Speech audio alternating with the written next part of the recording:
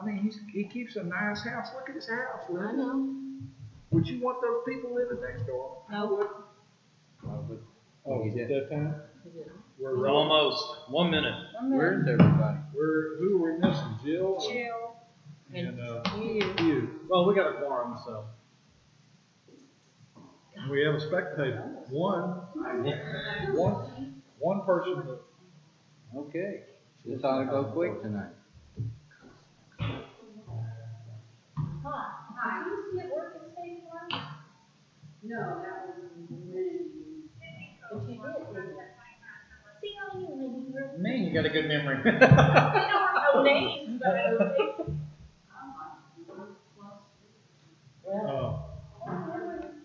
You don't happen to have an agenda. I didn't print one out. There's really no agenda. It's just a public hearing. Okay. Public hearing. It's for the taxes and for the. We put down budget just in case we needed to talk about it, but we really don't. We've really locked everything down. Unless you have some changes. We won't know until we see it. It's on as a budget workshop in case you guys want to talk about some more stuff. All right. Well, it's 6 o'clock, so let's go ahead and call the meeting to order. We have 3 people here: Monica Sturjanic, Monica Schweitzer, and Linda Wright.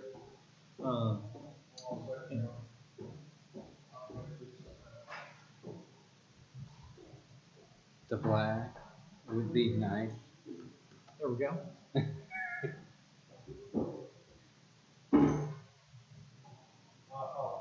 I'm sorry. We kind of had.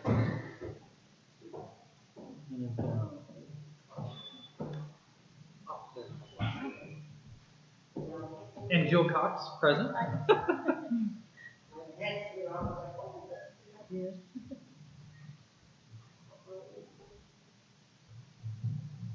You want to lead us in invocation?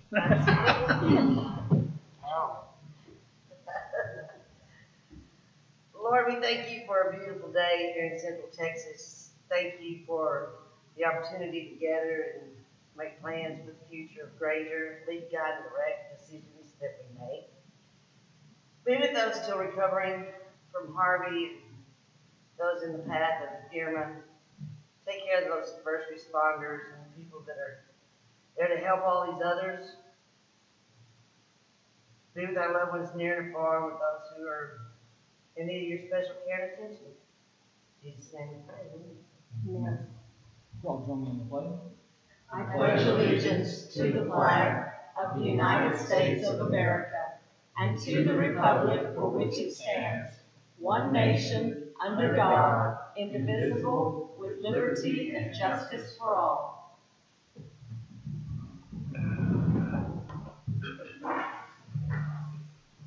All right. Has anybody signed up to speak? All right. Did you want to speak tonight Well, about the pilot program? We could talk about it. It does affect you as far as the tax rate is concerned. I know Janine had said that you had brought some information to us, and we were also trying to dig back and look for some old records. Is that right? So why don't you go ahead and address the council? If you'll step up to the mic, please. Sorry, we don't have a lectern for your papers. I did read what I found on the pilot. Could you identify yourself and who you're with? I'm Sharon Stephen Hall, and I'm the director at the Granger Housing Authority. And I've been there since 2015. And what I do know about a pilot is I worked in Bartlett for 19 years, and I'm assuming a lot, so just bear with me. But what I do know about a pilot is when a housing authority is established, there was an agreement with the state.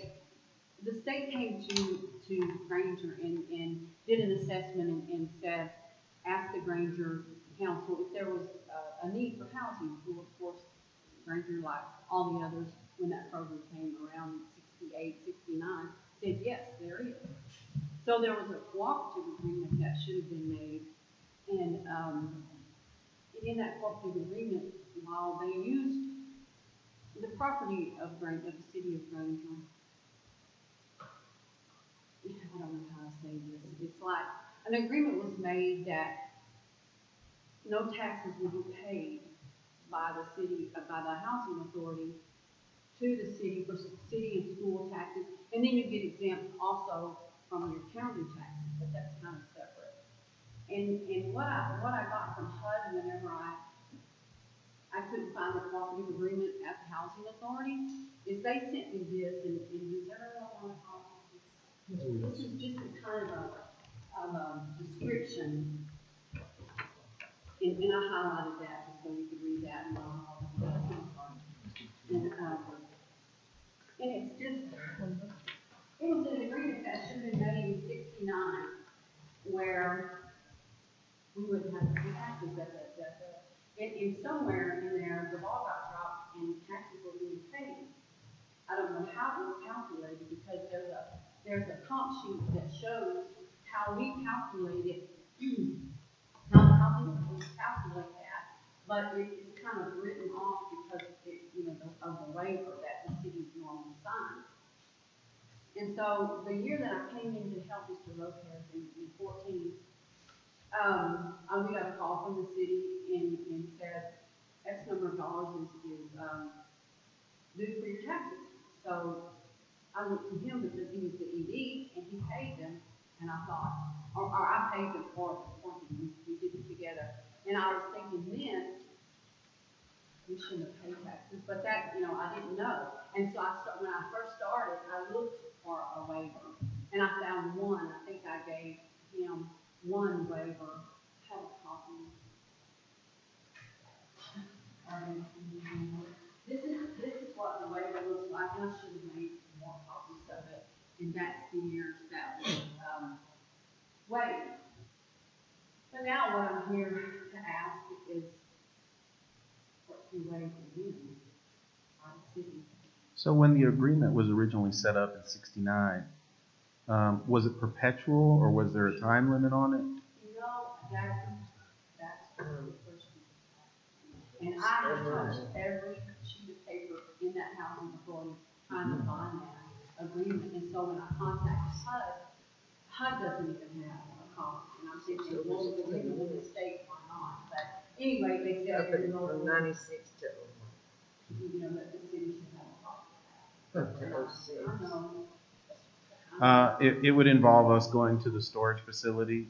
When we cleared out of City Hall, we put everything in boxes, and it's not exactly organized. So what I did see when I looked back on the minutes that you provided from about '02, it seemed like it was '02, they had retroactively created the waiver from 2002 back 5 years, and then they extended it 5 years forward. And that's normally what it is, it's like a 5-year waiver, and why we have to do it every 5 years if it was in the cooperative agreement, I don't understand. And so HUD sent me this, and actually, I reached out to some of the other housing authorities just because I wanted to know what their agreements were. Georgetown was supposed to have me one so I could have the copy tonight, but that didn't happen. But she said she would do that, and I can bring it to the city. The reason that I'm asking for the waiver is our subsidy is being cut, like from, normally they did 100%, now it's down to like 80-something%. So our funding is cut more and more every year. And what I'm allotted is about $142 a month per unit to maintain those, which as long as everything's running smoothly fine, that's okay. But I was telling the mayor that 97% of the housing over there is elderly in the state. And so, and not to pat myself on the back, but I've done a lot of work since I've come in there to upgrade and to bring it up to standard as far as HUD is concerned.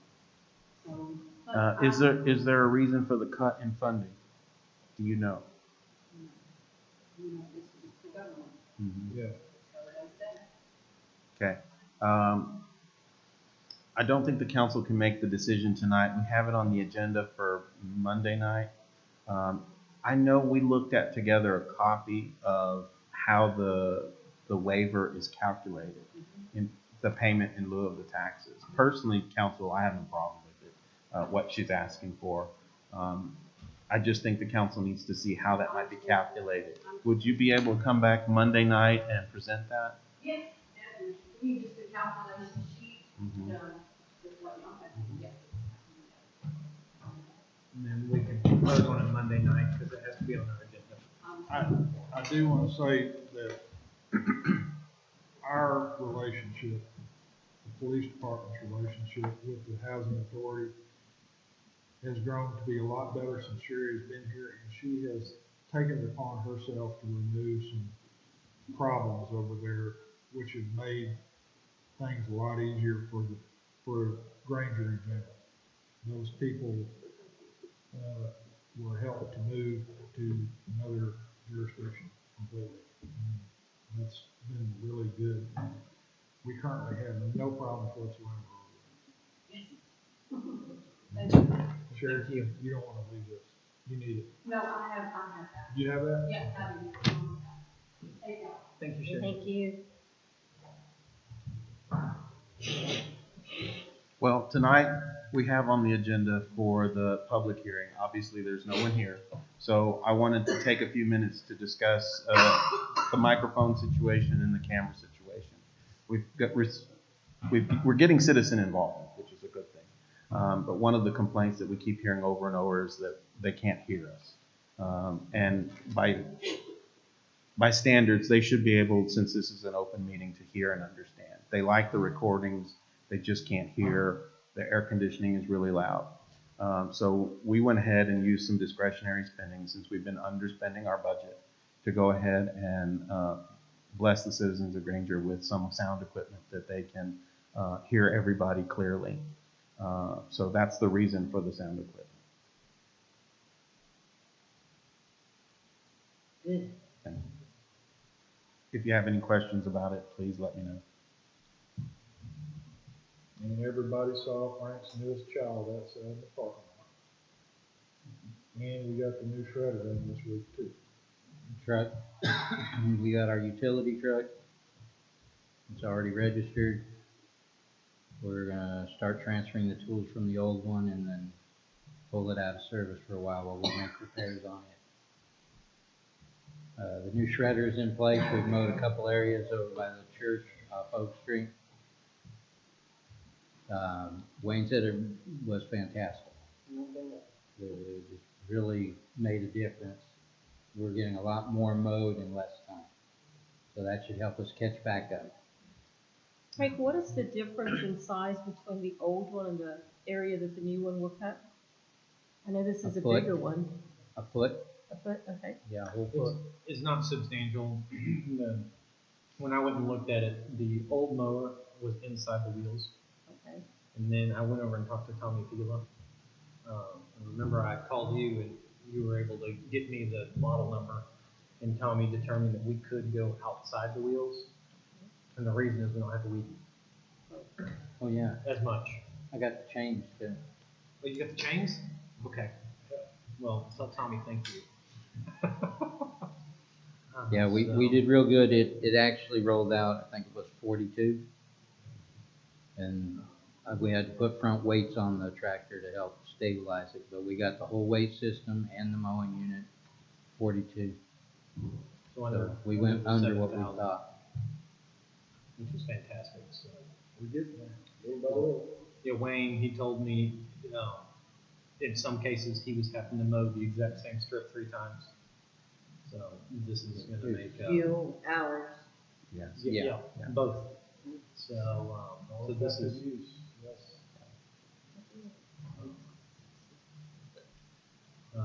you want to go over the budget or? There's really not much changed unless you guys want to talk about making changes to the budget. We're here to just really wait and hear if the citizens want to complain about the effective tax rate, since it is above the rollback rate. What the purpose of the hearings are is if we don't hold the hearings and we approve the effective tax rate, they can petition to move us to the rollback rate, which would seriously cut the revenues that we would have for the expenditures we budgeted. Well, if you don't mind, I'm gonna take a minute and brag on you for a minute. I asked Andrew we have, our seal, our city seal. And it is, I don't know if y'all have seen it, it's the one that you stamp, It's the over there. paper one.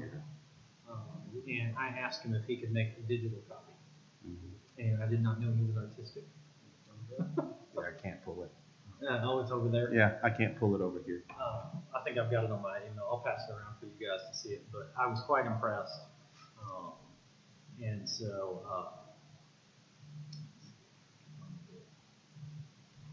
Where did you publicize the tax? In the Taylor Press. Taylor Press? Mhm. Oh, yeah. That's good.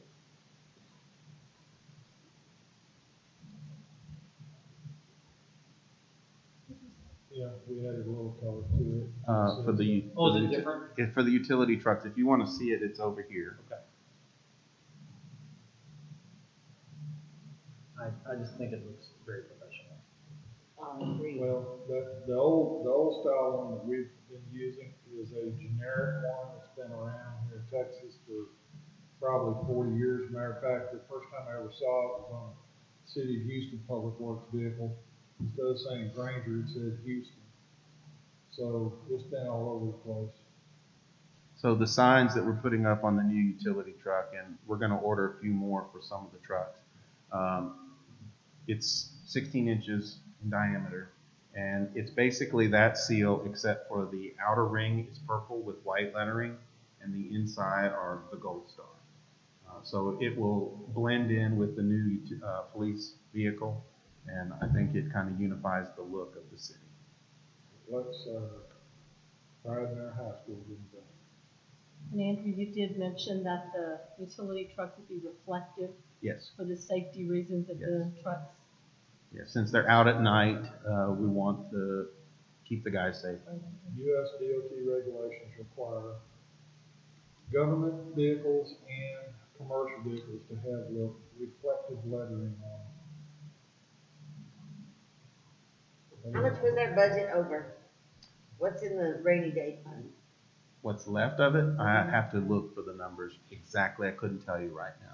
I know that we've spent close to our budget. We don't have much left out of this year's budget, but we did have money still left over from last year's budget. We had about 50,000 left from last year's budget that we didn't spend.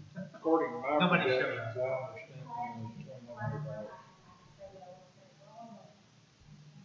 $2,100. Come on up, perfectly. What do you do with that?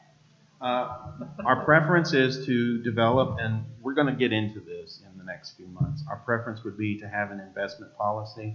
Right now, investments are not making anything. Abysmal. CDs at First State Bank are making 0.2%, which is practically nothing. The best place we could put it right now, in my opinion, would be tax pool.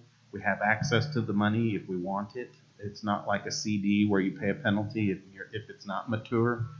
Plus, it's earning 1% at this point. So we pulled all of the money out of the cemetery fund, and we are going to buy the gator and sprayer. We've bought the shredder and the utility truck. Whatever's left of that $52,000 that we pulled out, we want to start a tax pool account where we'll be earning 1% on that.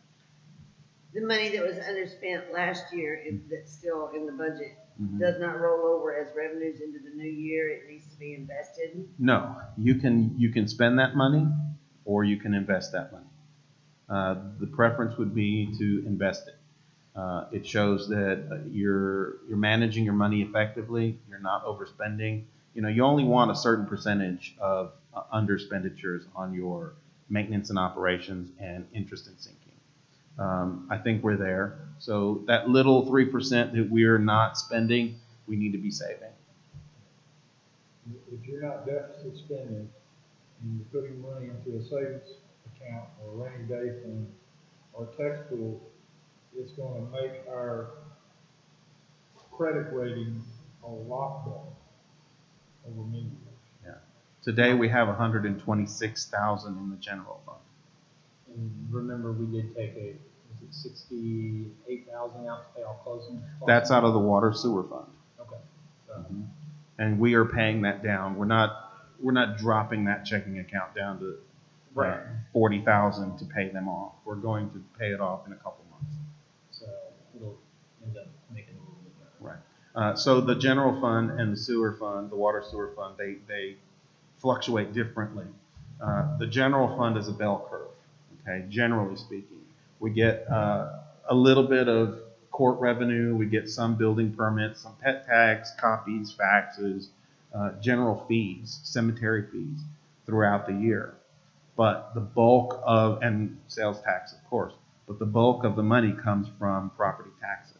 So when we start sending out tax bills in October, then you start seeing the early payers and then not so early payers and then the on-time payers and then the late payers and then the really late payers.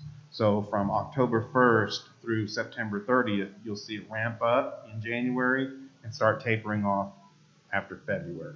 And into the wee ending months, you'll see a little bit of money coming in from tax revenue. And then you have the day-to-day stuff coming in, and it's pretty flat.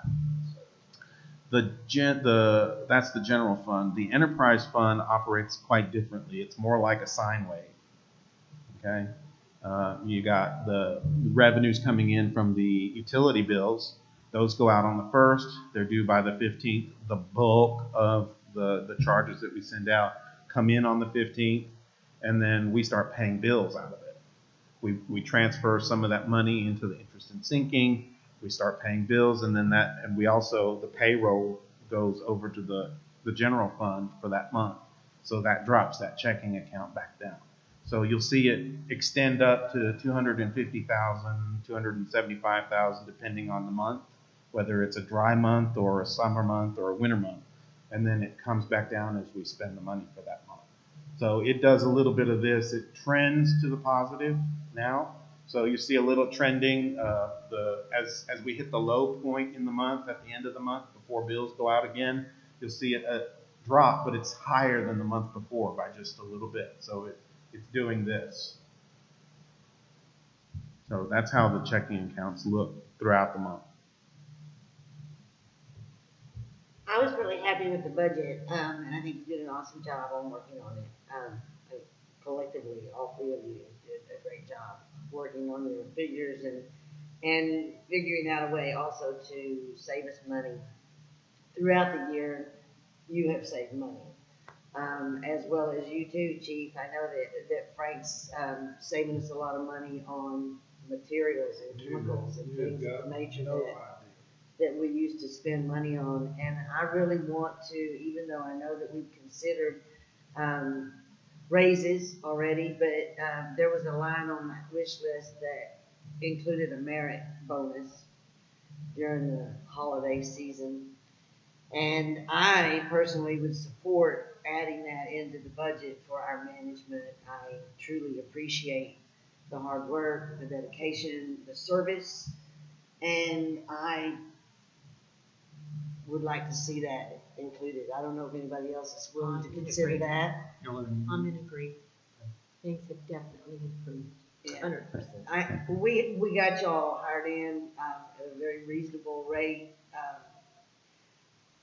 Looking at what was out there, we were fortunate to get all of you. And I want your longevity to be here. I want you to stick and stay, and I want you to know that, you know, the city and these people will continue to reward you, not just with a little raise, but with a bonus as well. So I personally would like to see someone talk about how much of a bonus they'd be willing to vote for. I will be happy to put it in, whatever you decide, into the budget that I will present to you for the September 11th council meeting. I will be working from home tomorrow, possibly Friday. I'm trying to get that ready so that you can have it by Friday evening instead of Saturday night. Getting it all final and put together in a very clear, clean black and white format. We put a lot of color into it. We bolded a lot of stuff, where we've been, trying to rub out the rough spots. So let me work on getting that in there for you, whatever you think is necessary. On the deal y'all put on there, $5,000, how would that breakout be? $500 a person. For all employees? Mm-hmm. Including the office staff and. Yeah, let's run the numbers. I think we have a little time so we can go through it. So we have the administration staff, me, Chief Shelton, Janine, Jerry, then water, wastewater. Oh, and I'm sorry, Sergeant Thomas. And then over here we have Frank, Wayne, Clayton, and Perry. So that's 9 right now. So at 500 person. Now we do have an open position, so that's why that number is 5,000, not 4,500. That person hasn't been hired yet. Can I make a recommendation? Yeah. Y'all have no idea how much sweat and toil Catherine Norris has put into grants here in town since she's been here. I understand she's a contract employee. I would ask that y'all might consider giving her some type of remittance also. Well, there's your fund. And she has done an outstanding job, and I really do hope that as we approach the possibility of, EDC or any of the things that, what was that other one we were talking about? The Main Street The program. Main Street program, yeah.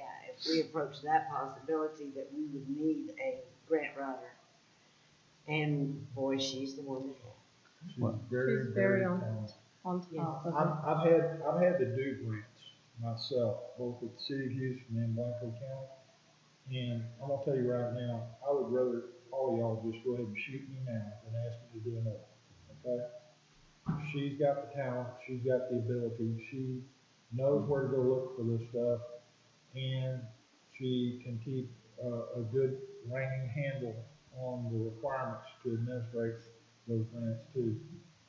There's a lot of detail. Yeah, but she's there. She sees that things are getting done. We're not She's- getting that from the other one. And that's what I really, if she could do what the other ones, that company does, I think we should replace it. Because it's just ridiculous. I mean, this is 4 years going on this Pond Street Bridge. May I interject on that particular point?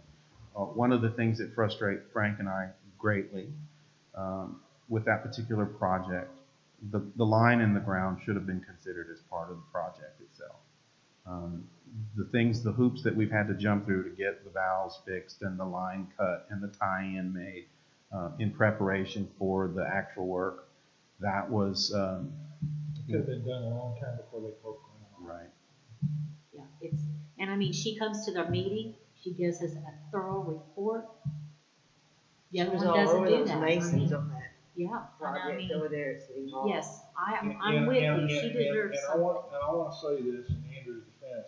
He would not be the one to stand up and recommend what I just recommended because Catherine is his friend. So he's recusing himself.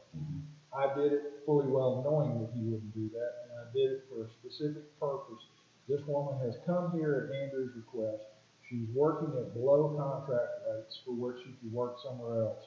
And she has done a fine job for this city. I would hope that at some point you'd consider hiring her. Yeah. The reason is right now as a contractor, the work that she's done is proprietary. If we brought her on as an employee, the work that she has done up to that point and would continue to do would then belong to the city of Granger. She's the girl to, the Main Street project can allow you to have 50-50. So 50% of her duties would be, Right. Plus, Main and Street. then 50% towards that application process. she's taken it upon herself to learn Jerry Palmer's job and Janine's job to be able to step into their positions when, for some reason, they're not available. At the bank or the post office or whatever. And Fill she in. does drive all over town, like spotting things and looking things up. I see her all over town. Yeah. I'm Real so glad I impressive, said this, good man. You're gonna hit Where would the right on. 5,000 come from? Well, part of it would come from the Only on his water. wish list. It would come from, well, yeah, it would come from his, for his employees, it would come out of his department funding, and then so Janine is included in his funding. And then from the general fund, it would be myself, Jerry Palmer, Chief Shelton, Sergeant Thomas, and possibly Catherine. Are you okay with him putting those figures into the budget? No, I am. It's, are y'all okay giving Catherine 500, or y'all, because she's a contractor, y'all want to do less? What's y'all's feeling? Anything is better than nothing, so y'all. I mean, we can do 250, but, I mean, that's up to you guys. Are we gonna go like 500 all the way across? Because we've had a few employees that are here like not less than a year. Right. So, I mean, should they get the same thing as the employees that are longevity? I'm gonna say this and I appreciate y'all offering me $500. That's fine. That's your decision. But if it's a choice between Catherine getting 500 and me getting 500, you can give my $500. That's how strongly I feel about it. Yeah, our newest employee probably could go to 250. And we are advertising for a person in the water department. How detrimental is that extra person? Because if we didn't hire that person, we could look to hire Catherine pretty much immediately. There's been times when Frank has needed that fourth person. I mean, it's just a question. We've been functioning for basically almost 3 months without the extra person. It's harder because I have to be in a little more because I have to do the testing and then I have to be with the guys. So my hours are increased. I will say, for Frank's defense, we are trying very hard to get the other fellows licensed and up to speed. And he has been coaching and testing and working with them individually to bring them up to that level where we could bring them on to running the tests. If they get their D licenses, Frank no longer has to come in early to test.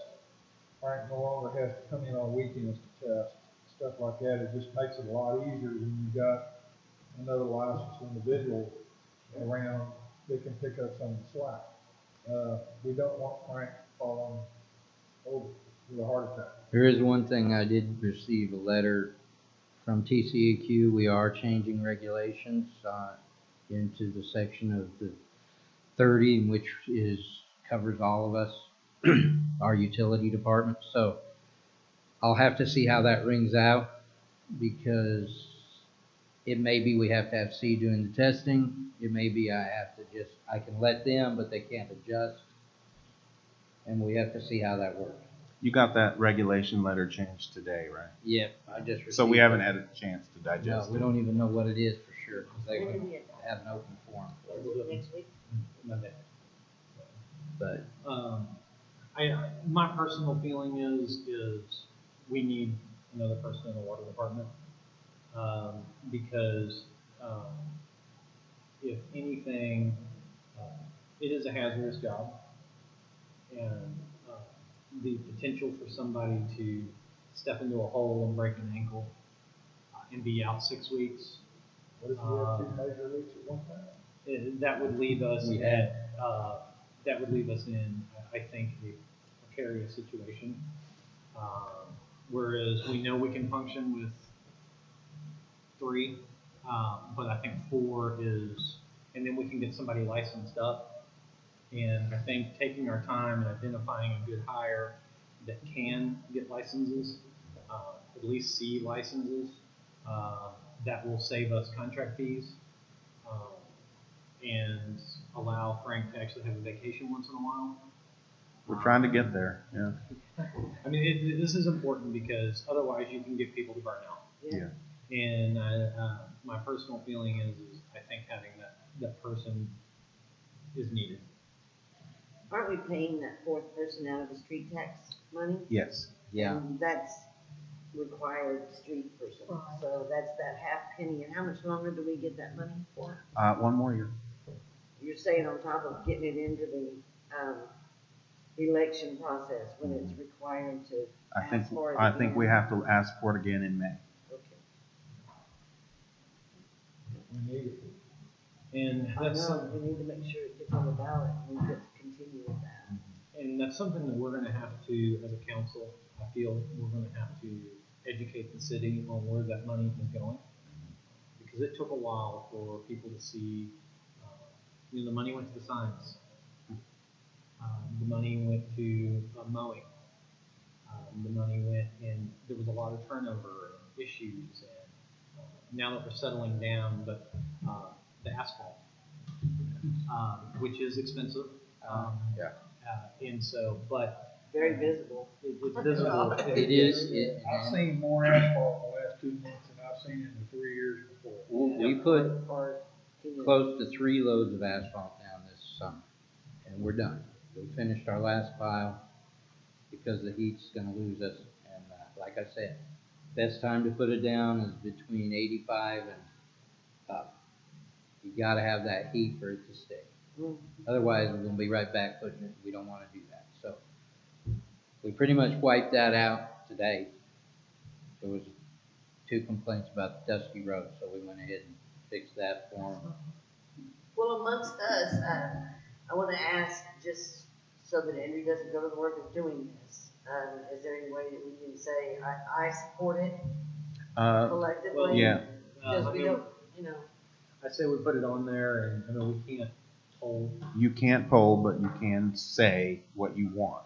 And if there's So, I any, mean, if anybody everybody- doesn't want it, speak up. Yeah. I would like to see the bonuses given so that we can maintain quality workers that they want to stay here, like they feel they're needed. Because we've come a really long way in pretty much a short time, and we're doing well every day. I feel the same way. Seems like everybody's getting along and working good. And I don't get the calls and complaints like I used to. I actually get people tell me, hey, that looks good. Did you see what they did at the creek? I mean, I'm getting positive stuff nowadays. That's good, we're working on it. I mean, it shows It's too. good. Frank likes to hear that because he gets too much of the other stuff. I get a lot of negative, but, we respond to it and we try to correct it best we can. And I'm gonna ask a favor too. I know that Frank likes hearing it, but the one on the front line that hears it the most, if you ever get a chance to see her, thank Janine. Yes, he does get it. Oh, she gets hit hard. You know, she's a little bit older than me, and I hate to say this, she'll probably retire before I will. I mean, we're really gonna be have to look for somebody really special, put on her shoes. She does take all the punches, and she takes them with grace. Very graceful, yeah. Until that person is off the phone or out of your office. She's very professional though, and I've seen a great her attitude has been improved lately, but she's not getting yelled at as much, but she's taken a lot of hits. And She took a lot more, and no one thanked her for that. But these days, she's adding responsibilities in addition to taking those hits. Well, and you cleared the path for them to work more efficiently and effectively too, so. Oh, I'm There's a lot of, so happy there's with so this. much time being saved just in sending out water bills. She's very happy about that, by the way. bet. She is so happy about that. I do want to say something about the Main Street program. If you haven't heard, we've scheduled Debbie Drescher. She is the head of the program at the Texas Historical Commission. She will be here. Her schedule is tight, and so the soonest she could come was October the 7th, which is a Saturday. We have not set the time yet, but please spread the word. She's here to talk about the benefits of the program. We will, of course, and we've I've given the word to the MDD. I actually attended the MDD meeting last time. We'll also get Chamber of Commerce involved and the school district. So spread the word that please come. It's a public forum. We want as many people here to give us input. We take the input on Facebook. We take the input at city council meetings. We want community involvement is what we're after. Good, bad, and indifferent. We need more people involved. Is there a website that you can go look what this is all about? Sure, So that sure. people can know It's about that? Texas Historic Commission. I believe it's THC .org, if I remember correctly. And there's a lot of programs on the Texas Historic Commission and there's different grants, and really because of our historic downtown, it leaves us very open to that government agency just has a lot to give us. And so that's kind of where all these grants are coming from, it's just them. So, Can you put something about it in the newsletter? Absolutely. I would recommend that you start educating them there, and if there's, Texas Main Street, some other form or fashion, even a little poster at the post office. You can't imagine how many people are in this community that don't do computers. So, Right. if there was something written in the post office, a poster of some Yeah, sort, that would be. Speaking of when we're doing the Pecan water line. Pecan water line, we'll We add need to that. post those in red and white, and like we usually post the boil orders, You mean the Yeah, big that's B? sweet. B and Bs, whatever. Because there To me, was it's a red and white. question, you put it on the Facebook? I did There was put- a question on there. I didn't see it. Okay, it was Michelle Messick, so if you can She check came it in out. office. Okay, because she was asking, where do you because go? she's a beautician, she don't want to put something on somebody's hair and their hair fall out because she didn't have water to wash it off. Right. So, I really wish we could give exact times for on and off. It depends on what they run into. It wouldn't hurt to recommend to people in the community to draw water in their bathtubs Sure. prior, Sure. so that they have a bucket handy, so if you need to flush a toilet, you still are capable of doing so. We tried to schedule it during the week. I know that the school district would like us to do it when they're off. This time is just not gonna work. We're on a time crunch to get this done. It'll be off overnight. I don't know. No. It- On the 13th for a while. The reason it's the 13th and the 14th is it all depends on how far we get on the 13th. If we feel like we're too close to the edge of evening where everybody gets home, we are going to bring them in the next day and have it off in the morning and try to get it on by noon. But we can't guarantee that. But that is what I'm trying. A minimal shutdown. I will not shut it down overnight. That's something I do not want to do. We will also, of course, if we do have an overnight shutdown, we will make sure that Williamson County knows us in the event that we have a fire. I mean, we will have, and it will only be the east side, so we will have water supply on the other side of town, so that if anybody needs it, they can still get it from Right. friends A and neighbor or a friends. friend. But If I can talk a little bit about our community meeting when we get all together, if y'all can take the time to kind of write down your individual visions for Granger. It's something that I'll tell y'all kind of the way I envision things, and it's okay.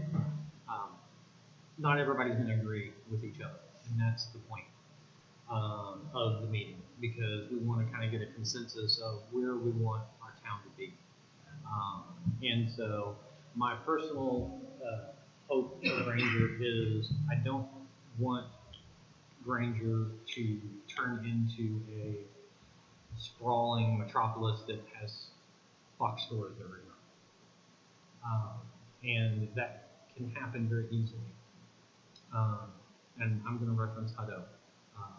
They couldn't stop it, and they still can't stop it. And so, but that was partly due to the community did not have a vision. Things just came in and they didn't direct or give their guidance.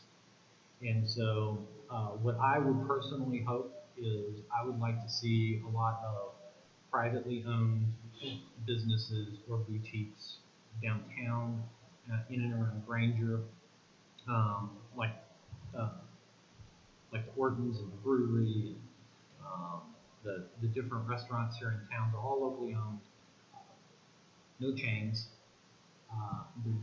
They're locally owned by people who live here in Granger and have a vested interest in Granger. And I guess my hope that the MDD, when they come up with that vision and they hear from us, I guess my personal hope is that the MDD would share that vision and they can go out and start to seek out individual businesses that aren't necessarily chains. Because they brought in Applebee's with their Economic Development Corporation. They brought in, they paid for the new building for Mr. Gaddy's. The hotel, the Best Western, I believe, is EDC money. So what I see is a big difference between Taylor and Granger is I personally would like to see us focus on individual businesses. Well, there's buildings, and there's There are empty lots that have there's empty lots that been can torn build. down. There's quite a bit of space.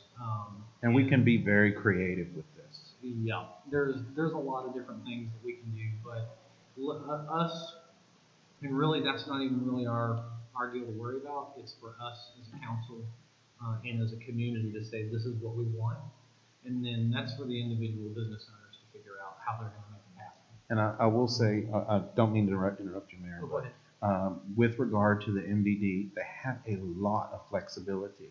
It's a long list of they can do and a very, very short list of what they cannot do. It's very extreme.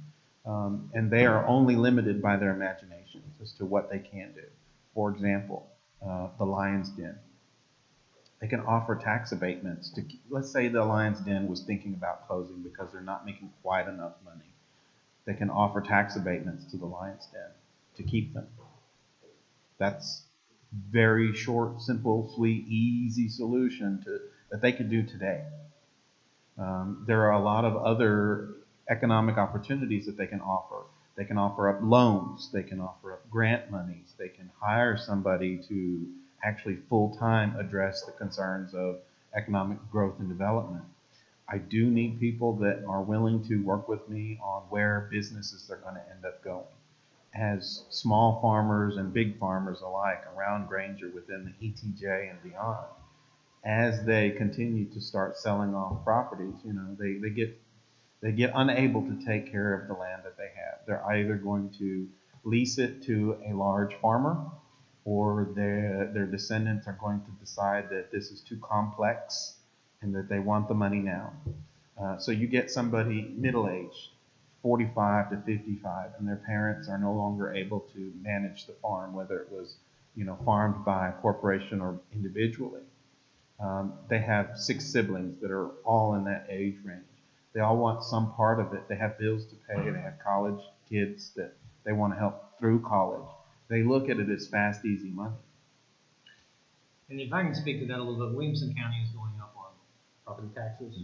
This is the first raise in property tax in, I don't know exactly, but I believe it's about 15 years. Our family farm that we have on Wahlberg, the amount of money that my father makes off of ranching and farming doesn't even come close to covering the taxes. And so what's happening is now he got another hit this year because of subdivisions coming in next door to our family farm. And that is now going to move the price of his land up further. It's no longer agricultural in value. It becomes...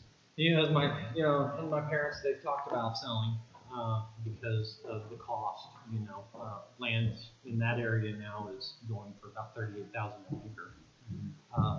And so it's getting to the point that it's no longer makes sense. Well, as we've seen about a 20% increase in the property values here in Granger, and Williamson County and the school district raised their taxes. We're talking about beyond the effective tax rate. They went up. So you're seeing the property values go up. You're seeing this consistent trend. We know that by 2022, properties in Round Rock and Georgetown, Temple, they're going to be too expensive for small businesses to afford. But they're close enough to large populations that, like you were saying, the boutique shops, they have something to offer. They can get a lot on Main Street, Davila, for a third of the price or a quarter of the price of what they would pay in a large city. And it's the American dream to own your own business. So there are going to be some upstart businesses that would really go after these properties. And when a business opens in town, there was a study that was done. If you only have one restaurant in your town, people will eat there maybe 2 or 3 times in that week, and then they're tired of the menu, and then they go to another town. But if you have 5 restaurants in the same vicinity, they'll eat at each one, and the business actually goes up for the existing businesses. Our problem is we're close, but we're not quite there to where people they get tired of the menus. And so if we have about 3 more restaurants here in Granger, people will no longer go to Taylor or Georgetown. And that is going to be a huge win for the city of Granger, because then people will start to stay here and shop now. And so statistically speaking, we're real close.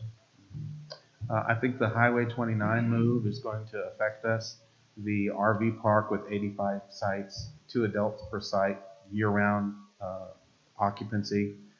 That's going to be traffic through town going to the lake, as opposed to traffic coming in from 95 from Taylor and hitting the cutoff there and going behind Granger. This is going to be more traffic back and forth through Granger. So I think you're going to see things are going to change whether you want them to or not. We need to be ahead of it. We need to control how, as best we can, how this develops.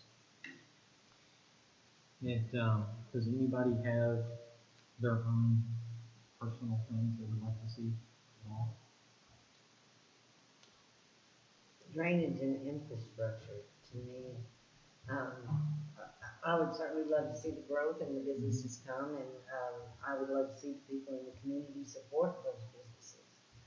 I've been here 18 years, and I still don't have a lot of support out of the Granger people coming into my business to eat or hang out. There are some, but not the majority of our customers are from out of town. And I don't know how much support the community will yield to additional businesses. I certainly know that if we get some additional communities, the RV park and another subdivision and some more residents, even if they're not directly in our city limits, but nearby, that they'll come into town and spend some money. I really want to see us focus towards I love the Main Street project and the things that it can bring in the future.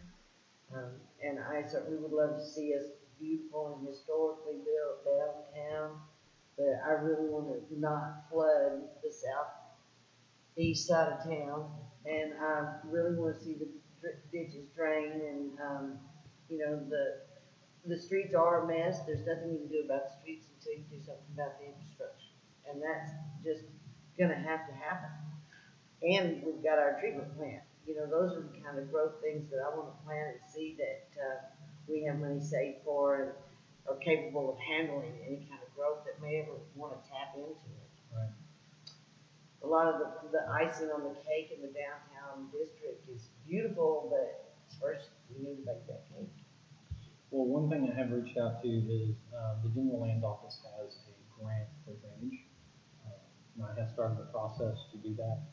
It works just like our current grant that we're using on the Baton Street Bridge and everything else.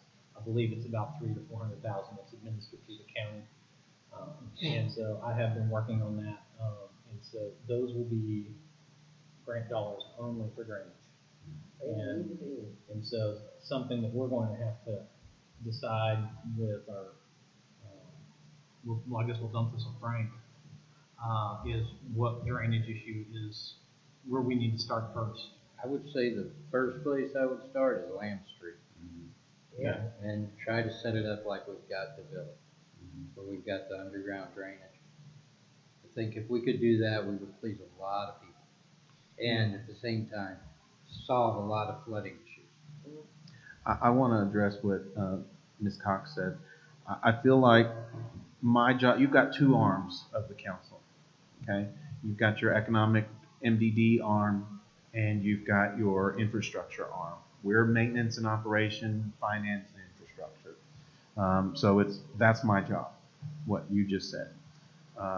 It is something that I have not lost sight of. One of the things that I like doing is getting Catherine going, getting the MDD going, and I'm working very hard to prime those pumps and get those people excited about taking over that process so that I can move my focus over and completely focus my energies on infrastructure upgrades like what's under the ground first and then what's over the ground second, and the drainage issue. The drainage issue is a huge concern for me. I mean, that's at the top of my priority list because as we have seen in Houston recently, and this is something that I've said to the council many times over the past 4 to 5 months, even a full year at this point, is that those drainage ditches that are around the town, as we start seeing developments happen, and I mean to tell you, 2 miles outside of Granger, we're putting an RV park, that's runoff. That is going to affect everything here as it drains this way. And flows into this creek. It actually flows into our creek. And that will change the ability of the water to run off. So, and this is going to continue year after year after year after year until the foreseeable future. We have refugees at this point, or people who have been affected in a very adverse way, and it's very emotional for people now in Irma's wake and in Harvey's wake, that they're going to look for other places to be. Where do you think they're going to come? To the population centers. Well, like it or not, Granger is a population center because of Williamson County and Travis County and Bell County. We're there. So they're going to be looking for affordable, nice, comfortable places to live. And they're going to be looking at Granger. You will see an increase in activity and interest in this particular area as a direct result of these storms. We still continue to have businesses and people move their operations from expensive places like California and New York to Central Texas. 1,000 people move to Texas every day. 1,000. And they're moving to the population centers, which Houston, Galveston, and now some people are scratching their heads and saying, I might not want to move there. Where else can I move but be close enough to the action? That's Granger. I'm telling you, we have to be prepared for this. It's going to be a wild, bumpy ride. But as Jill was saying, drainage is going to be a continuing problem that we have to continually address every single day. Because as they put up a new house, even if it's just one, that's a private driveway and a rooftop and some sidewalks. It changes things drastically. We have 3 new homes here in construction in Granger? In Granger, and there's 2 outside the city limits, but at least in the ETJ. And, something that kind of struck me this last weekend, I was outside working in the yard, and I could hear saws going all over him. It wasn't from one direction. There's quite a few people that are doing restoration projects on homes here in Granger that way. Yeah. It felt like it was in every direction. Well, and there were a lot of trees down from Harvey too, because I heard chainsaws for days. Which is in a way, it's good because people, I feel also since the city has been able to do a little bit better job, people are taking extra care and taking care of their property. You can definitely see that. Yeah, there is an improvement. Things are getting cleaner. And so people are definitely investing in what they own here. And so things are going really well. But that's kind of where I see this meeting going in October. We're going to talk about the Main Street project, but the goal of the entire meeting, I think, is more importantly what we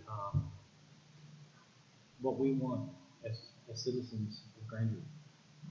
And because all it takes is one subdivision, and they can outvote the city, especially if if 150 homes came in, they would be able to choose. They would choose the future of Granger. We would not be able to. Right. They would knock people off the council. They would replace you. And I think at this point we're at a junction that we can make a decision what Granger looks like as a community and preserve what we love about this town. And I think it's important, you know, to go ahead and at least lay out those plans. If they don't happen, you know, if Granger stays a village, if you will, great. But Hutto thought they were going to stay that way. And It explodes overnight. It It happens faster than you can blink an it's eye. never stopped. Yeah. And Once it starts, it never stops. Blanco County went from population of 8,000 people during the 2000 census. The 2010 census, 13,000.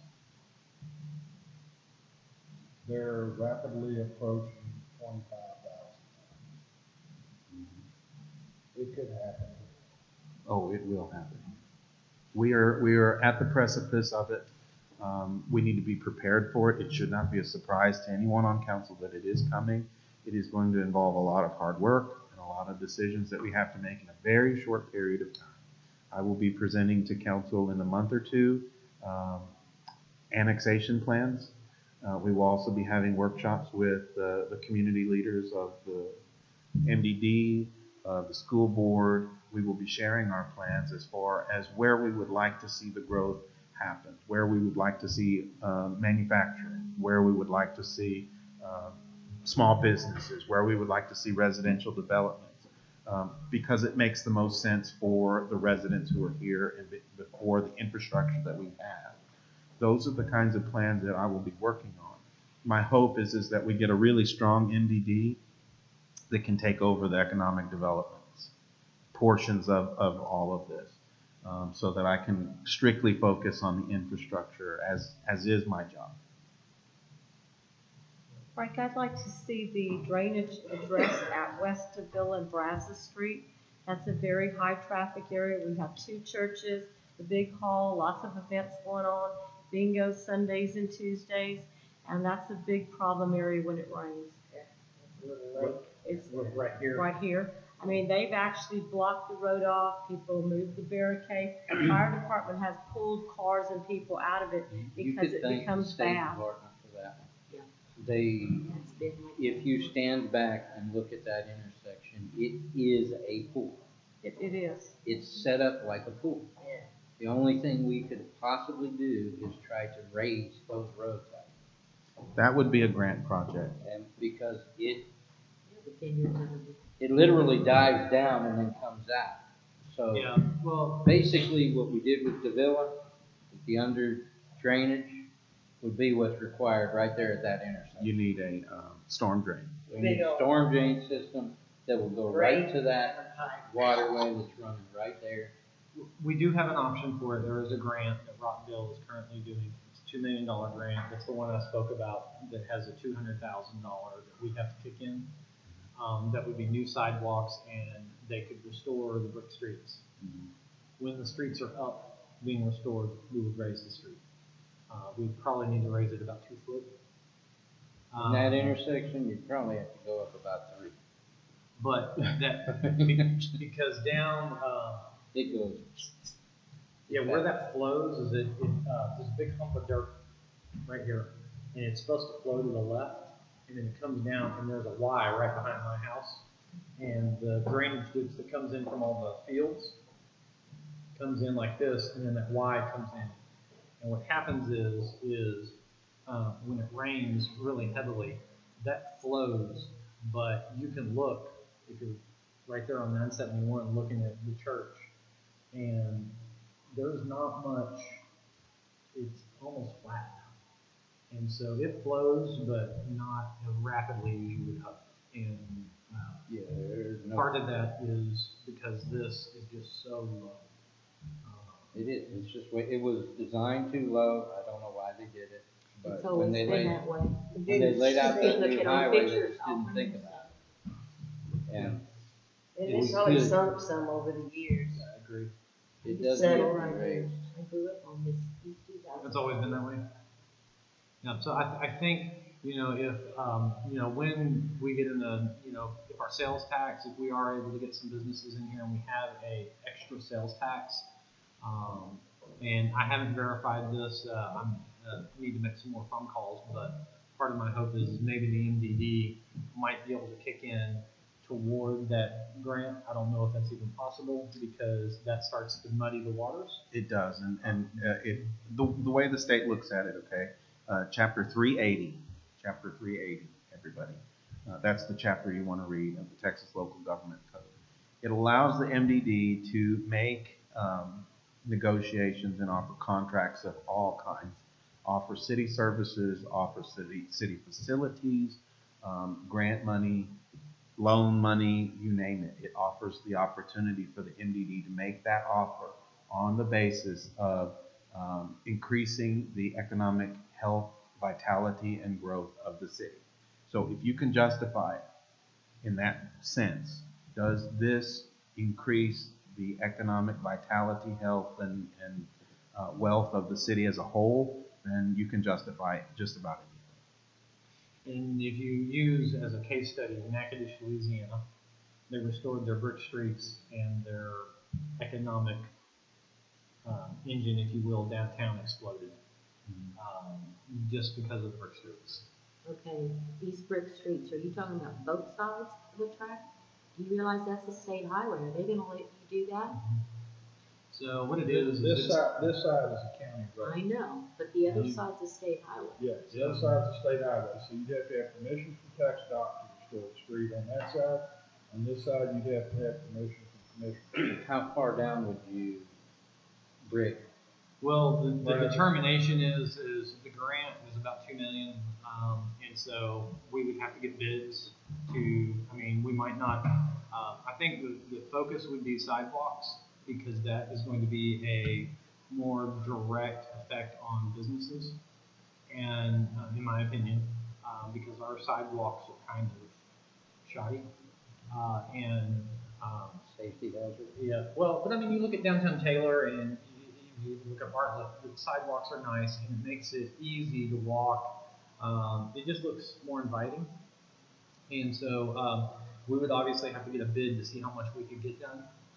And if we could only do a small section, maybe we want to, another thing that I would like to see is sidewalks across the railroad tracks. So right now you kind of got to walk on the road. In that way you can, go from one side to the other. But those are things that we would have to look at and see how much we could stretch out of that. Whether or not we could do both sides, I don't know. And so it's a major project. And in that point, we would want to fix drainage because we got the street up. And so Our water line and sewer. exactly. So there's I don't think that's a project this year. I don't think that's a project for the next 3 years. I was just wondering if we did the brick, would you go about past the park at least on that side? We will. Local district? Yeah, I mean, it's, how because far it would goes we out there a carry it? ways. My understanding is it goes I close to actually, the school, but I I don't know. actually still have a wood line crossing under the hill, Okay. a wood water line. A So wooden water Yes. line? I have heard from several people here that they actually have worked on it. So, Never heard of that. yeah, a wood water line was very popular in 1890s. 1880s, 1890s. That was how we transferred water. They put pitch on the outside of the water line to preserve it. Like a telephone pole. Yeah. Okay. But yeah, we actually have one crossing under the villa, and Is it it's where near it's near the Cotton Club, actually. Is it where that spot with all Yes, that water? wherever coming you up? see a wet spot about 2 feet, and then it just slowly diminishes, that's that water line is leaking, and as it swells back up with the leak, it seals itself. Because wood swells. So it fluctuates. So it basically heals thyself, and that's what it does. But it is a wood line over there, and so when we redo, we definitely want to address that, and plus I have a good AC 6 in front of me all the way. Well, there's gotta be money saved to meet and match grants. And, the last thing we wanna do is returning a grant that we've been awarded because we were unable to save the money to match it.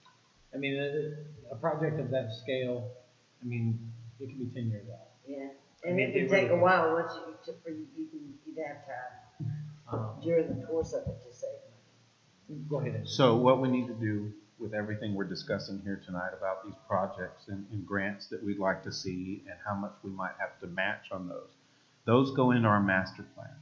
So master planning is part of the process where we consolidate these ideas and then say, this is the grant that our goal is to get this grant, if it still exists in 5 years or 2 years or 3 years. So our master plan includes these kinds of projects that we might conceive of or consider if we're fortunate. And then next year, kind of like we did with the bridge in front of the school, we started putting money, once we learned, all right, we need $200,000, then we can say, all right, how much can we save a year? Can we save, it'll hurt, but could we put away $30,000 a year for the next 5 or 6 years? And in our long-term planning, we can start to set that money aside for that project. And invest it. Yep. And then we'll get interest off of it. And so, but those are some of the things I think we need to definitely all think about what we would like to see and to preserve what we've got. So. Anybody else have anything? Motion adjourned. Please. Second. All in favor? Motion passes. All opposed? None? No. Motion passes, sorry. All in favor, no opposed. Thank y'all so much for this evening, guys. We would like for you, as you're leaving, we want to show you 2 things. First, the decal that's going to be going on our utility truck, so pass by that computer over there, and then take a look at what we bought for you, 15.5.